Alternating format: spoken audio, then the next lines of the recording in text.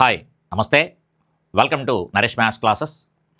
మనం తెలంగాణ ఎస్ఐ కానిస్టేబుల్కి సంబంధించి ఒక స్పెషల్ సిరీస్ అంటే ప్రీవియస్ పేపర్స్ ఏవైతే ఉన్నాయో అర్థమెటిక్కి సంబంధించి కావచ్చు, రీజనింగ్కి సంబంధించి కావచ్చు, దాంట్లో భాగంగా అర్థమెటిక్ మనం స్టార్ట్ చేసాం. ప్రీవియస్ పేపర్ని మనం సాల్వ్ చేసుకునే విధానం అయితే ప్రీవియస్ పేపర్లు సాల్వ్ చేసుకునే విధానం అంటే ప్రశ్నకి సమాధానం కాకుండా ఒక ప్రశ్న మనకి ఏ ఏ సంవత్సరాల్లో వచ్చింది, ఎలా వస్తుంది, వాటి యొక్క స్థాయి ఏ రేంజ్లో ఉంది అని తెలుసుకోవడం ద్వారా మన ప్రిపరేషన్ ఒకటి స్టైల్ మారుతుంది. మీరు ఏదైతే ప్రిపరేషన్ అవుతున్నారో ఏది ఎంతవరకు ప్రిపేర్ అవ్వాలి, ఏ స్థాయిలో ప్రిపేర్ అవ్వాలి అని మనకి ప్రీవియస్ పేపర్లు చెప్పకుండానే ఇలా చదువుకో అని తెలియజేస్తాయి. అట్ ది సేమ్ టైం మనం ఏం చదవాలి, ఏం చదవకూడదు అని తెలియజేసేవి కూడా ప్రీవియస్ పేపర్సే. ఓకే, కాబట్టి ఒకే కాన్సెప్ట్కి సంబంధించిన లెక్కలు మనకి ఏ రకంగా రిపీట్ అవుతున్నాయి 2016, 2018, 2023 మన గతంలో జరిగినటువంటి ప్రీవియస్ పేపర్లు. కాబట్టి ఈ పేపర్స్ ఎనాలిసిస్ చేసుకోవడం ద్వారా నేను అర్థమెటిక్, రీజనింగ్ ఎలాగైతే మీకు ఎనాలిసిస్ చేసి మాట్లాడతానో జిఎస్ని కూడా నువ్వు అలాగే ఎనాలిసిస్ చేసుకోగలిగితే 100% ఖచ్చితంగా నీకు జాబ్ అనేది గ్యారంటీ. ఓకే, కాబట్టి మనం ఎంత చదివామనేది ఇంపార్టెంట్ కాదు, ఎలా చదువుతున్నామో, ఎంత క్వాలిటీతో చదువుతున్నామో, ఎగ్జామ్కి ఏం కావాలి అనేది చదివేవాడికి జాబ్ వస్తూ ఉంటుంది ఎప్పుడు కూడా. అందుకని మనం ఖచ్చితంగా మొత్తం నాలెడ్జ్ నేర్చుకుంటూ ఉంటూనే ఎగ్జామ్లకి ఏం కావాలి ఆ రకంగా మనం ప్రిపేర్ అవ్వగలిగితే ఖచ్చితంగా జాబ్ వస్తుంది. ఓకే, కాబట్టి చూడండి ఒకసారి. ఆల్రెడీ 2 వీడియోస్ మనం చేసుకోవడం జరిగింది. ఈ 3rd వీడియో. ప్రశ్న మనం సాల్వ్ చేస్తున్నప్పుడు ప్రశ్నకి సమాధానం కాకుండా దాన్ని సాల్వ్ చేసే విధానం మీద, దాని గురించి ఎనాలిసిస్ చేసే విధానం మీద ఫోకస్ పెట్టగలిగితే కనుక ఖచ్చితంగా మీ ప్రిపరేషన్కి ఒక బూస్ట్ అంటే అదనంగా ఒక ఎసెన్స్ లాగా యాడ్ అవుతుంది అని మాత్రం ఖచ్చితంగా చెప్పగలను. ఓకే, కాబట్టి ఈ ప్రయత్నం వల్ల మనకి కనీసం ఒక 4-5 మార్కులు పెరిగినా, మీ ప్రిపరేషన్ వల్ల ఎన్ని మార్కులు వస్తాయనుకుంటే నా ప్రయత్నం వల్ల ఖచ్చితంగా ఒక 5 మార్కులు పెరిగినా, 10 మార్కులు పెరిగినా నేను చేస్తున్న ఎఫర్ట్కి గాను కొంచెం హ్యాపీగా ఫీల్ అవ్వచ్చు. ఓకే, జాగ్రత్తగా అబ్జర్వ్ చేయండి ఒకసారి. ఒక చతురస్రం భుజం పెరుగుదల 21% అయినప్పుడు దాని వైశాల్యంలో పెరుగుదల ఎంత? తెలంగాణ ఎస్ఐ ప్రిలిమ్స్కి సంబంధించి 2018 ప్రశ్న. తెలంగాణ ఎస్ఐ ప్రిలిమ్స్ సంబంధించి 2018కి సంబంధించిన ప్రశ్న ఏంటిది? చతురస్రానికి భుజం పెరుగుదల 21% అని చెప్పాడు. భుజము పెరుగుదల 21%, భుజము పెరుగుదల 21%. అయితే దాని వైశాల్యంలో పెరుగుదల శాతం అని చెప్పాడు. ఇప్పుడు ఇదే లెక్కకి సంబంధించి సమాధానం మనం చేసుకోవచ్చు, కాదనట్లేదు. కానీ ఈ లెక్క మనకి చాలాసార్లు రిపీట్ అయింది. చతురస్రము అని చెప్పాడు. ఒక వృత్త వ్యాసార్థాన్ని 20% పెంచితే దాని వైశాల్యంలో పెరుగుదల శాతం ఎంత అని అడుగుతాడు. ఒక సమబాహు త్రిభుజం యొక్క భుజాన్ని 20% పెంచితే దాని వైశాల్యంలో పెరుగుదల శాతం అంటాడు. ఒక ఘనము యొక్క అంచుని 20% పెంచితే దాని వైశాల్యంలో పెరుగుదల శాతం అంటాడు. లేదా ఒక గోళం యొక్క వ్యాసార్థాన్ని 20% పెంచితే దాని వైశాల్యంలో పెరుగుదల శాతం ఎంత అని అడుగుతూ ఉంటాడు.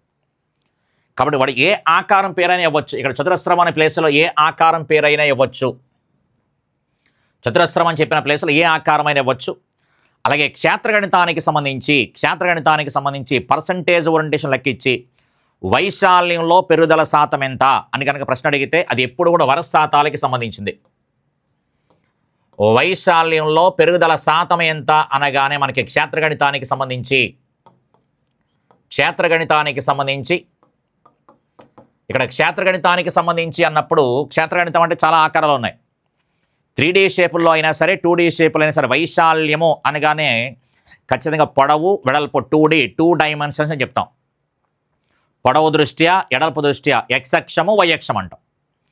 అందుకని ఎప్పుడైనా సరే కావాలనుకుంటే వరస్సాతలు వేసుకొని లెక్క చేసేయచ్చు, వరస్సాతలు వేసుకొని చేసుకోవచ్చు. లేదు వైశాల్యం అంటే కనుక 2 సార్లకి సంబంధించింది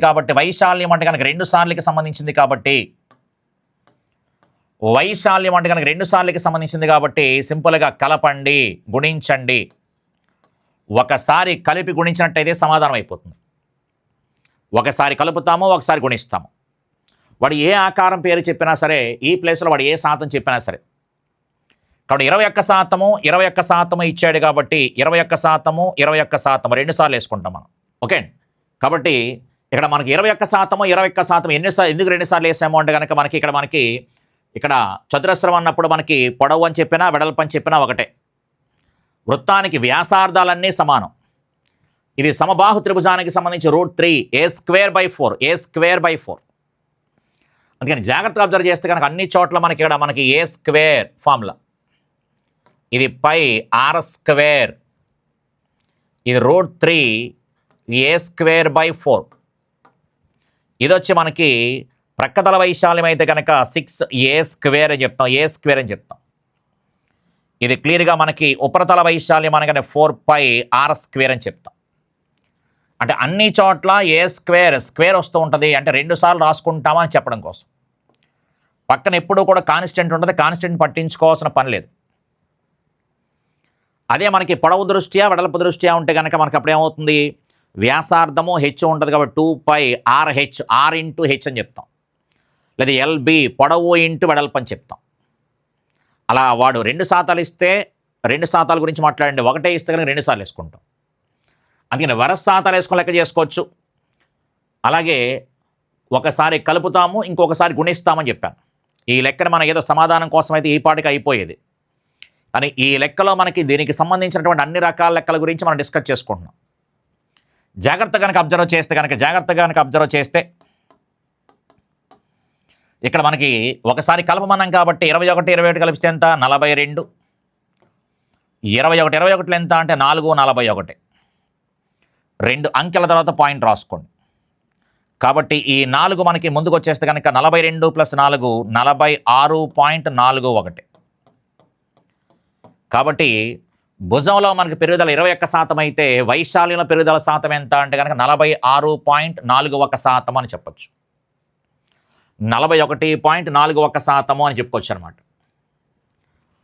అలాగే ఒక వ్యాసార్థాన్ని వృత్తంలో వ్యాసార్థాన్ని 20% పెంచితే వైశాల్యంలో మార్పు శాతం ఎంత అంటాడు. ఎప్పుడైతే మనకి వ్యాసార్థాన్ని 20% అని చెప్పాడు, వైశాల్యం అడిగాడు కాబట్టి 20%.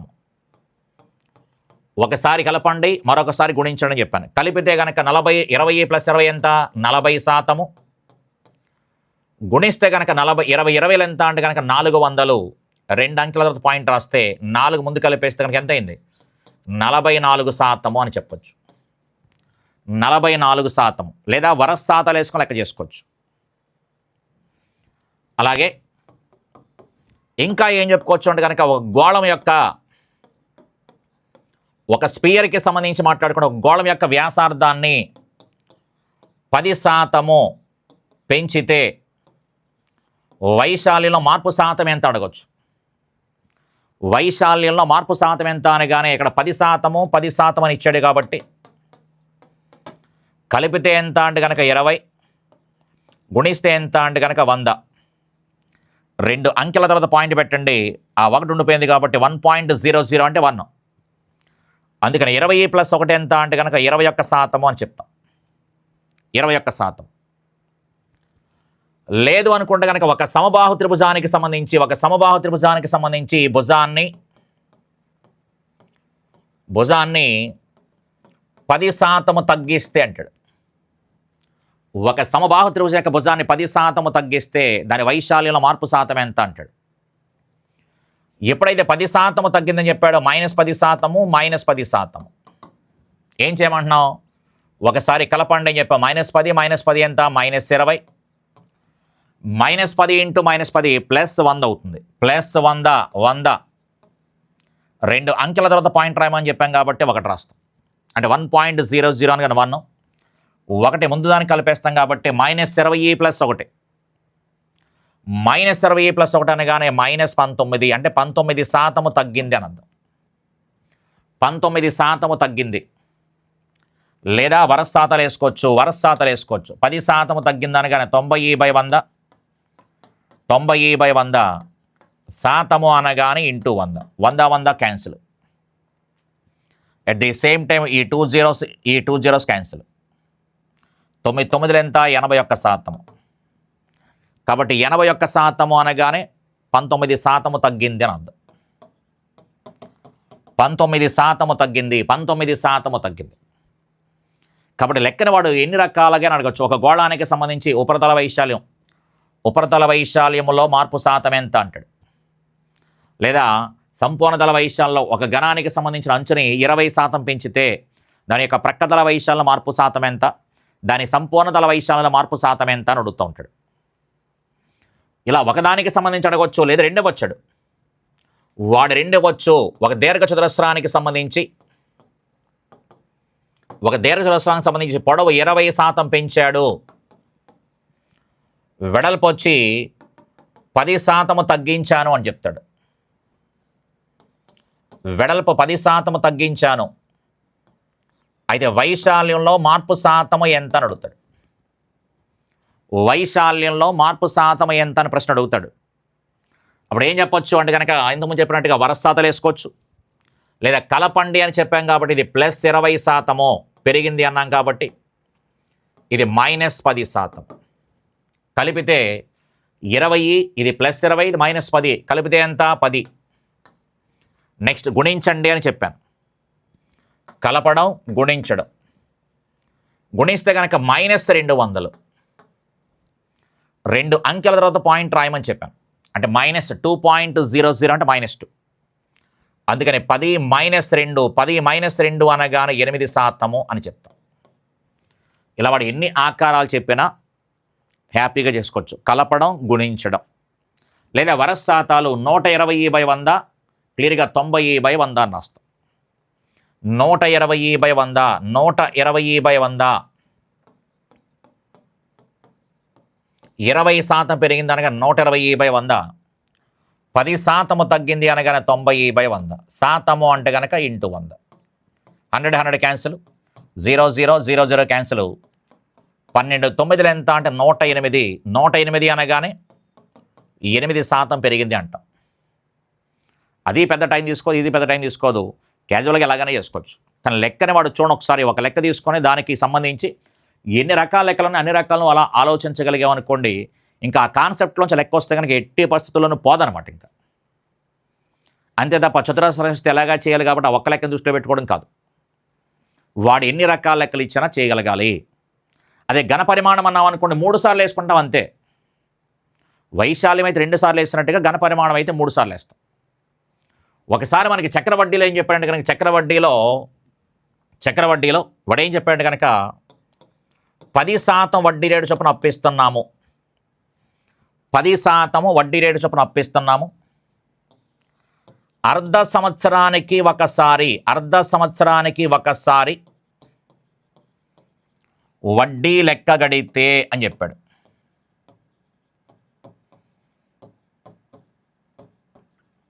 అర్ధ సంవత్సరానికి ఒకసారి వడ్డీ లెక్క గడితే 1 సంవత్సర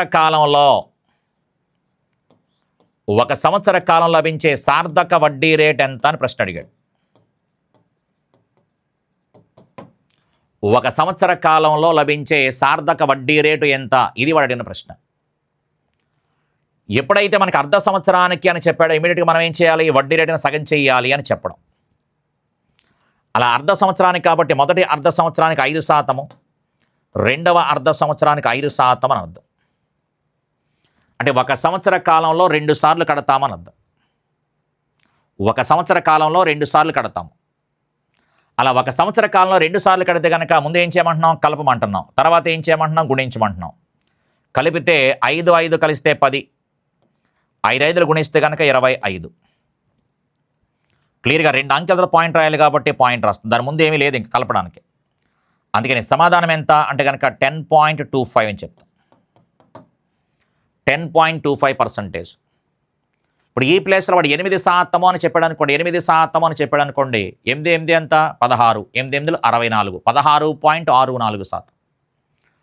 6% వడ్డీ రేటే మనం తెలిసింది అనుకోండి, 6. అప్పుడు అర్ధ సంవత్సరానికంటే కనుక 3% కాబట్టి 3 కలిస్తే ఎంత 6, 3 ఎంత 9, 0 అని రాస్తాం. 9.09% అని రాస్తాం. చూడండి ఒకసారి ఎలా విజువల్గా మాట్లాడగలుగుతున్నాము. అలా మనకి ఒకే లెక్కన వాడు అడు తిప్పి మాట్లాడుతూ ఉంటాడు. ఓకే, కాబట్టి ఒక క్షేత్రగణితానికి సంబంధించి ఈ రకమైన లెక్క ఎప్పుడు మనకు వస్తూనే ఉంటుంది.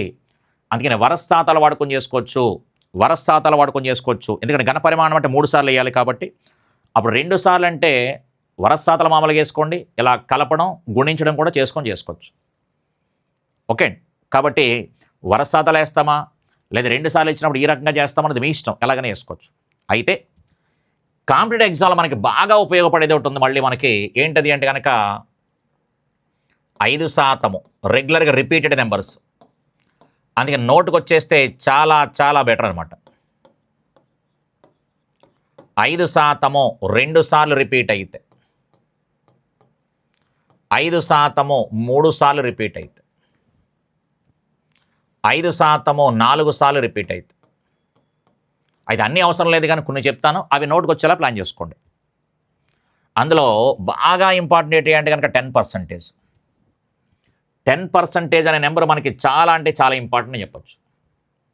10% 2 సార్లు రిపీట్ అయితే 21%.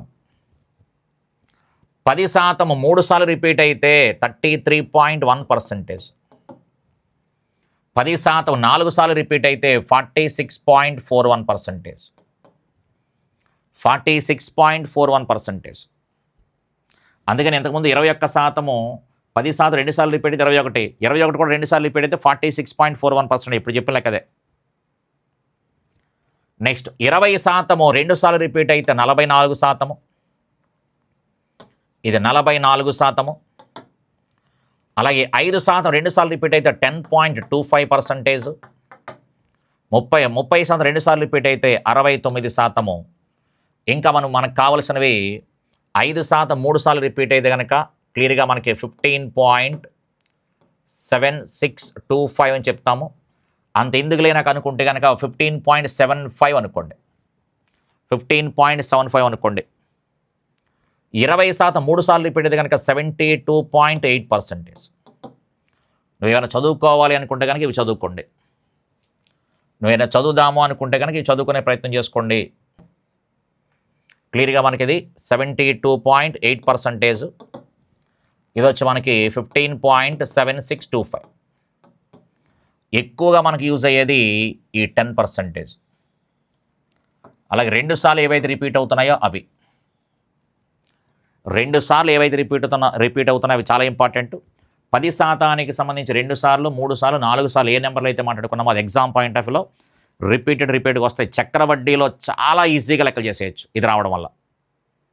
లెక్కలు చూస్తూ సమాధానం చెప్పేయచ్చు చక్రవడ్డీకి సంబంధించి లెక్కలు ఇచ్చినప్పుడు. ఓకే, మనం ఆల్రెడీ ఎక్స్ప్లెయిన్ చేసుకుంటాం వాటి మీద కూడాను. ఇదే టేబుల్ ఉపయోగించి సరదాగా లెక్కలు చేసుకుంటూ వెళ్ళిపోవచ్చు అనమాట. భారీ లెక్కలను కూడా చాలా ఈజీగా చేసేయచ్చు. చూడండి ఒకసారి, ఒక లెక్క తీసుకుని ఒక 20 నిమిషాల పాటు ఒక లెక్కని మనం ఇంత అనాలిసిస్ చేయగలుగుతున్నామో, ఈ అనాలిసిస్ చేయడం వల్ల నీకు ఏమొస్తుంది అంటే కనుక, ఓకే ఈ వైశాలి మార్పు శాతం అడిగాడు కాబట్టి ఈ రకమైన లెక్కలు మనకి ఇక్కడ ఏ మూలన్నా సరే ఇలా చేసుకోవాలని ఆలోచించుకోవాలి. ఖచ్చితంగా 100% గ్యారంటీగా ఒక క్వశ్చన్ వస్తుంది. 100% మినిమం ఒక క్వశ్చన్ వస్తుంది. 3 క్వశ్చన్లు వస్తాయి, 4 క్వశ్చన్లు వస్తాయి, 5 క్వశ్చన్లు వస్తాయి పక్కన పెడితే కనుక ఖచ్చితంగా ఒక క్వశ్చన్ వస్తుంది. డైరెక్ట్గా మెన్సురేషన్ నుంచి లెక్క వస్తుంది. నెక్స్ట్ మనకి చక్రవడ్డీకి సంబంధించి లెక్క ఉంటుంది. ఓన్లీ వరుస శాతాలు అని చెప్పాను కాబట్టి వరుస శాతాలు కనుక మీరు లెక్కలు కనుక తీసుకుంటే కనుక 4 నుంచి 5 లెక్కలు ఉంటాయి. ఇప్పుడు చెప్పిన కాన్సెప్ట్ అంతా అదే. 4 నుంచి 5 లెక్కలు ఉంటాయి. ఈ 20 నిమిషాల్లో నీకు 4 నుంచి 5 లెక్కలు నేర్పినట్టు లెక్క. అందుకని ఏదైతే మాట్లాడుతున్నామో దాని మీద ఫోకస్ పెట్టే ప్రయత్నం చేయండి. వరుస శాతాలు ఖచ్చితంగా 4 నుంచి 5 లెక్కలు వస్తాయి. ఓకే, ఖచ్చితంగా శాతాలు కావచ్చు, లాభ నష్టాలు కావచ్చు, చక్రవడ్డీకి సంబంధించి కావచ్చు, మెన్సురేషన్కి సంబంధించి కావచ్చు. ఒకే లెక్కన మనకి అన్నిసార్లు ఇలా రిపీట్ అవుతున్నప్పుడు ఏ రకంగా ఆలోచించుకుంటున్నాము, ఏ రకంగా సార్ చెప్తున్నారు, ఏ పాయింట్ని టార్గెట్ చేశారు, ఇలా ఆలోచించుకోవాలన్నమాట. ఓకే, నెక్స్ట్ మరొక ప్రశ్న చూడండి ఒకసారి.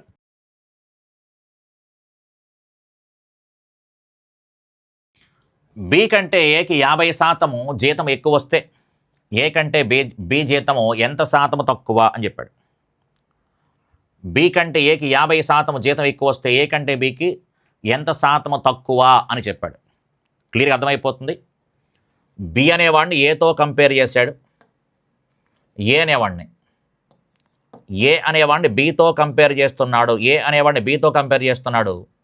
మళ్ళీ బి అనేవాడిని ఎవరితో కంపేర్ చేశాడు, ఏతో కంపేర్ చేశాడు. అలా ఎప్పుడైతే వాళ్ళ చుట్టూ తిరుగుతున్నాడో ఏ కంటే బి జీతం ఎంత శాతం తక్కువ అని అడిగాడు. ఇక్కడ 50% ఎక్కువ అని చెప్తే వాడు ఎంత తక్కువ అని చెప్పాడు కాబట్టి ఆ 50 కంటే తక్కువ ఉండేది సమాధానం అవుతుంది. 50 కంటే తక్కువ ఉండేది సమాధానం అవుతుంది అంటే 66 కాదని చెప్పొచ్చు, 50 కూడా కాదని చెప్పొచ్చు. అయితే 33.3 అవ్వాలి, లేదా 25% అవ్వాలి. ఇలా ఫస్ట్ ఆప్షన్ చూస్తూ చెప్పేయచ్చు. ఇదొక కాన్సెప్ట్ ఏదైతే ఉందో మనకి, ఇది కూడా మనకి రిపీటెడ్ ఒక క్వశ్చన్ అయితే గ్యారెంటీ. రిపీటెడ్ కాన్సెప్ట్ కాంపిటేటివ్ ఎగ్జామ్లో ఖచ్చితంగా రిపీటెడ్ కాన్సెప్ట్.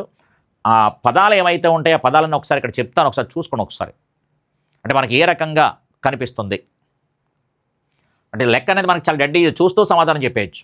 ఇప్పుడు 50% అని చెప్పాడు. ఎప్పుడైతే 50% అన్నాడు, 50% మీనింగ్ ఏంటి? 1/2 ఎక్కువ అని చెప్పాడు. 50% ఎక్కువ అంటే 2కి 1 ఎక్కువ అని చెప్తున్నాడు. అందుకని 2కి 1 ఎక్కువ అనగానే మీనింగ్ ఏంటి? 2కి 1 కలిపితే 3 అని అర్థం.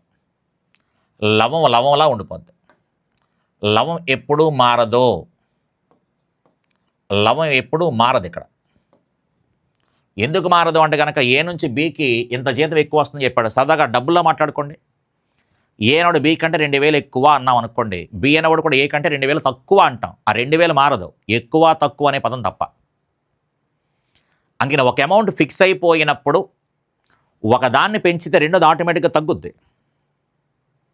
అందుకని మనకి లవం అనేది మారదు, డబ్బులు మారడం లేదు కాబట్టి లవం అనేది మారదు. కాబట్టి 1/3 అనగానే శాతం ఎంత? 33 1/3%.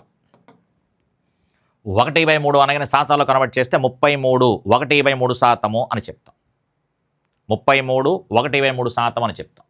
అయితే ఇక్కడ మనం జాగ్రత్తగా పట్టుకోవాల్సిన పాయింట్ ఏంటి అంటే కనుక, జాగ్రత్తగా పట్టుకోవాల్సిన పాయింట్ ఏంటంటే మనకి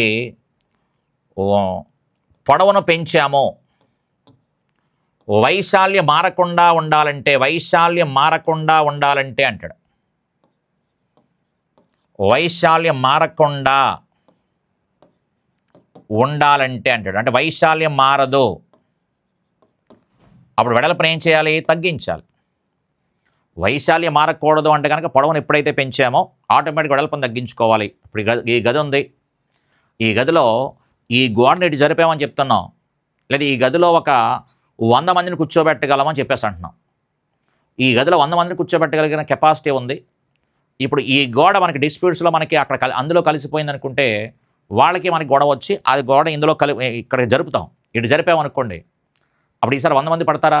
పట్టరు, జనం తగ్గిపోతారు. కానీ నేనేమైనా ఫిక్స్ అవుతున్నాను, ఈ గదిలో 100 మంది పట్టాలి అని ఫిక్స్ అయ్యాను కాబట్టి అప్పుడు ఏం చేయాలి? ఇటు గోడనన్నా జరపాలి, లేదా ఈ గోడన్నా జరపాలి, ఈ గోడన జరపాలి. అంటే ఒక దాంట్లో తగ్గితే ఇంకొక వైపు ఏం చేయాలి? పెంచాలి. అప్పుడు మనం ఎంతమందిని కూర్చోబెట్టాలనుకుంటే ఆ నెంబర్ ఫిక్స్ అవుద్ది. అందుకని అక్కడ జనాభా స్థిరం. అలాగే ఇక్కడ వైశాల్యం మారకూడదు. వైశాల్యం మారకూడదు అంటే కనుక ఎప్పుడైతే పొడవును పెంచామో వెడల్పును ఏం చేయాలి? తగ్గించాలి.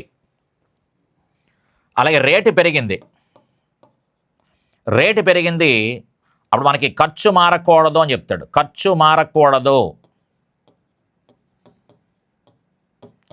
ఖర్చు మారకూడదు అంటే కనుక అప్పుడు వినియోగం ఏం చేసుకోవాలి? తగ్గించుకోవాలి. లేదు దీనికి ఆపోజిట్ అటు, రేటు తగ్గింది, అదే ఖర్చు పెడుతున్నాము, అప్పుడు వినియోగం ఏం చేస్తుంది? పెరుగుతుంది. ఇలా మనకి ఒక దాంట్లో మార్పు ఉండదు అని చెప్తాడు. ఎప్పుడైతే ఇలా మార్పు ఉండదు అని పదం వాడతాడో హ్యాపీగా నువ్వు ఏం చేసుకోవచ్చు అంటే కనుక వైశాల్యం మారకూడదు, ఖర్చు మారకూడదు, అంటే లవం మారకూడదు. అందుకే లెక్కలు చూస్తూ చాలా స్పీడ్గా సమాధానం చెప్పేయచ్చు. లెక్కలు చూస్తూ స్పీడ్గా సమాధానం చెప్పుకోవచ్చు. ఒక దీర్ఘచతురస్రానికి సంబంధించి పొడవు 20% పెంచితే వైశాల్యం మారకూడదు, వైశాల్యం మారకుండా ఉండాలంటే, వైశాల్యము మారకుండా ఉండాలంటే వెడల్పుని ఎంత శాతము తగ్గించాలి అంటాడు. వెడల్పుని ఎంత శాతము తగ్గించాలి అంటాడు. వెడల్పుని ఎంత శాతము తగ్గించాలని ప్రశ్న అడుగుతాడు. అలా అడిగినప్పుడు క్లియర్గా మనకి 20% పెరిగింది అని చెప్పాడు. 20% పెరిగింది అనగానే 20% అంటే మీనింగ్ ఏంటి? 1/5 పెరిగింది అని చెప్పాడు. 5కి 1 పెరిగితే 6 అవుతుంది. 5కి 1 పెరిగితే 6 అవుతుంది. కేవలం హారమే రాస్తున్నాను, గమనించాలి. అక్కడ మీరు లవం మారదు అని చెప్పాను, వైశాల్యం మారదు అని చెప్పాడు కాబట్టి లవం మారదు, లవం మారదు. అందుకని 5కి 1 పెరిగితే 6 అయింది కాబట్టి 1/6. 1/6 అనగానే వాల్యూ ఎంత? 16 2/3% అని చెప్పచ్చు. 16 2/3% అని చెప్పచ్చు. లేదు వాడు లెక్కను ఇంకొక రకంగా ఎలా అడగవచ్చు అంటే కనుక పాల రేటు 30% పెరిగితే పాల రేటు 30% పెరిగితే ఖర్చు మారకుండా ఉండాలంటే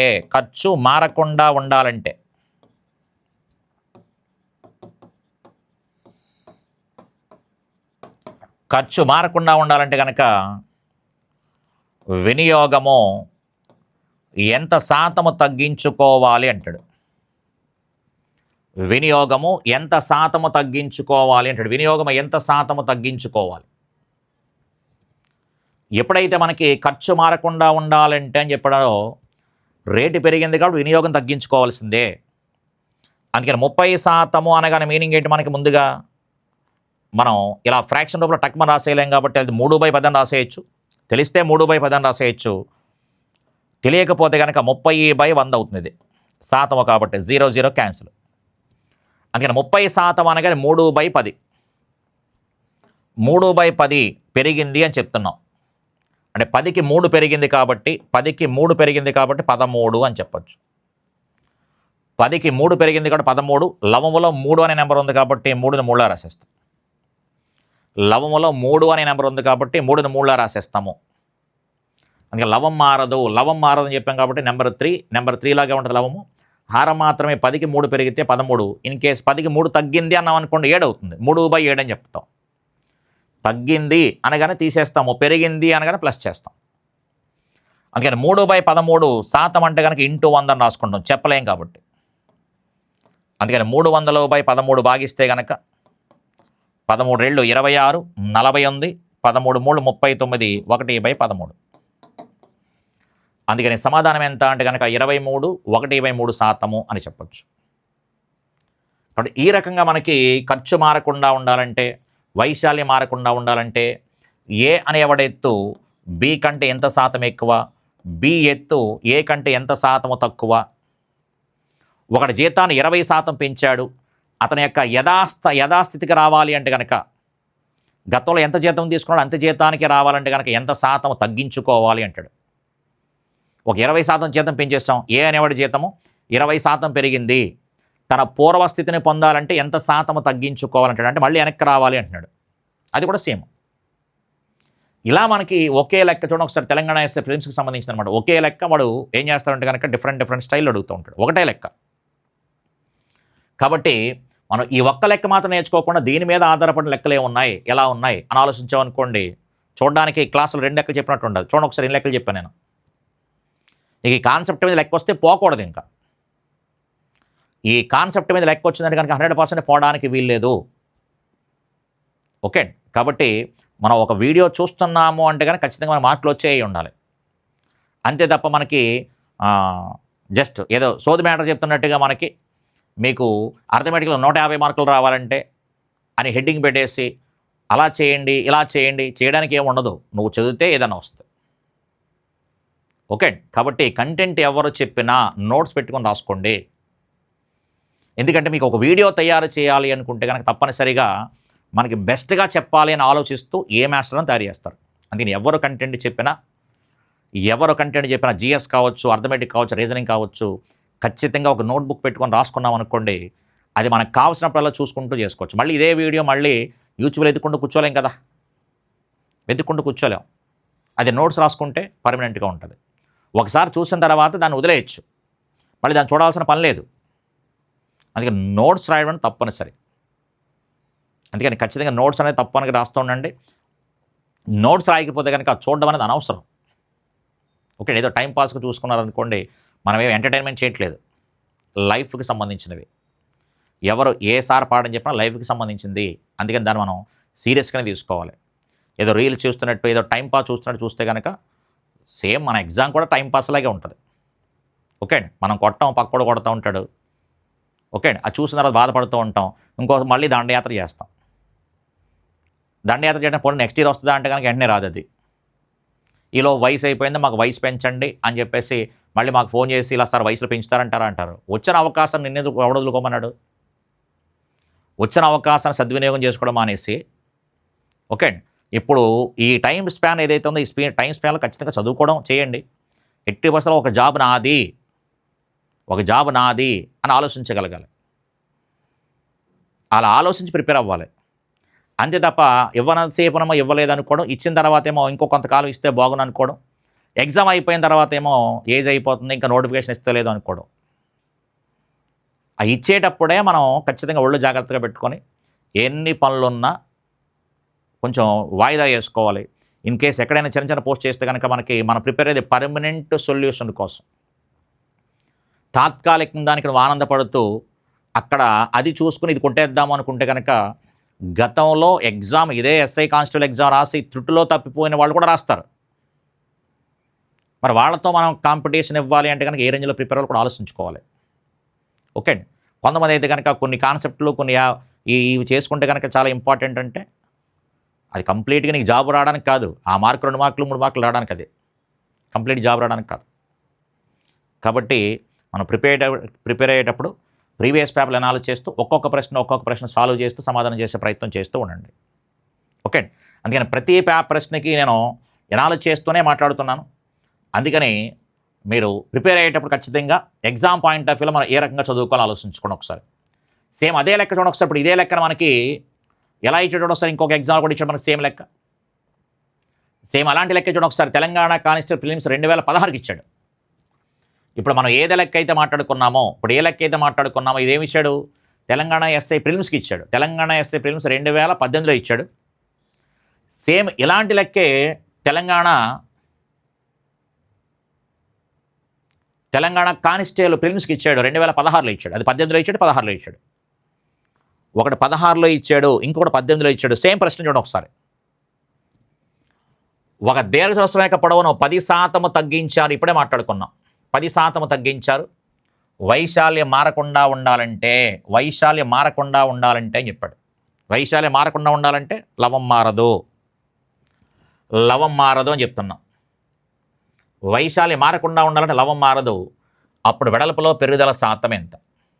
ఎప్పుడైతే పొడవును తగ్గించాడో వెడల్పును పెంచాలి. అందుకని 10% నోట్లకేసేయచ్చు మనం. ఎప్పుడైతే మనకు కాన్సెప్ట్ వస్తుందో నోట్లకేసేయచ్చు. 10% అంటే మీనింగ్ ఏంటి? 1/10. 10కి 1 తగ్గింది. 10కి 1 తగ్గితే ఎంత? 10కి 1 తగ్గితే కనుక 9 అని చెప్తాం. కాబట్టి 1/9 లవం మారదు. 1/9 అనగానే 11 1/9%. 11 1/9% అంటే ఇక్కడ వేసుకోవచ్చు. అలా విజువల్గా మనం వేసుకోవచ్చు అన్నమాట. 10% అనగానే క్లియర్గా 1/10 తగ్గింది అని చెప్పాడు. 10కి 1 తగ్గితే 9 అవుతుంది. అందుకని 1/9. 1/9 అనగానే పర్సంటేజ్లో 11 1/9%. 11 1/9%. నాన్ మ్యాథ్స్ వాళ్ళు ఎవరైతే ఉన్నారో దీంట్లో ఎస్పెషల్లీ తప్పనిసరిగా నేర్చుకోవాల్సిన పాయింట్ ఏంటంటే కనుక మనకి ఖచ్చితంగా 20 టేబుల్స్ నోటుకు వచ్చేలా ప్లాన్ చేసుకోండి. లేదు కనీసం 12 ఎక్కాలైనా సరే నోటుకు వచ్చేలా ప్లాన్ చేసుకోవాలి. 12 ఎక్కాలు. నెక్స్ట్ 30 వరకు స్క్వేర్లు, 15 వరకు క్యూబులు. 30 వరకు స్క్వేర్లు, 15 వరకు క్యూబులు నేర్చుకోవాలి. నెక్స్ట్ మనం నేర్చుకోవాల్సింది పర్సంటేజ్కి, ఫ్రాక్షన్స్కి. ఇప్పుడు మనం చెప్తున్న 1/9 అని చూడగానే 1/9% చెప్పాం. ఆ పర్సంటేజ్కి ఫ్రాక్షన్స్కి ఏదైతే రిలేషన్ ఉందో ఆ రిలేషన్ నేర్చుకోవాలి. మ్యాక్సిమం ఫస్ట్ మనం నేర్చుకోవాల్సినటువంటి బేసిక్స్ అనమాట. ఆ తర్వాత లెక్కల్లోకి వెళ్ళిన తర్వాత ఇంకొక 4-5 పాయింట్లు మనం మాట్లాడుకుంటాం. అంటే కాంపిటేటివ్ ఎగ్జామ్ మనకు ఉపయోగపడే ఇంతకుముందు చక్రవడ్డీలో చెప్పండి చూడండి ఒకసారి. 10% 2 సార్లు రిపీట్ అయితే అలా ఇంకో 2-3 పాయింట్లు మాట్లాడుకుంటాం. అంటే ఎగ్జామ్ని ఈజీ చేసుకోవడం కోసం. అలాగే ఈ 12 టేబుల్స్ కానీ ఇవి మనకు నాన్ మ్యాథ్స్ వాళ్ళు ఎవరైతే ఉన్నారో మినిమం నాలెడ్జ్ పర్సంటేజ్కి ఫ్రాక్షన్కి రిలేషన్ చెప్పుకోవడం. అంటే చేయలేమా అంటే చేస్తాం కానీ కొంచెం ఎక్కువ కష్టపడాల్సిన అవకాశం ఉంటుంది. ఇదైతే సింపుల్గా చెప్పేసుకోవచ్చు అనమాట. Okay, next one.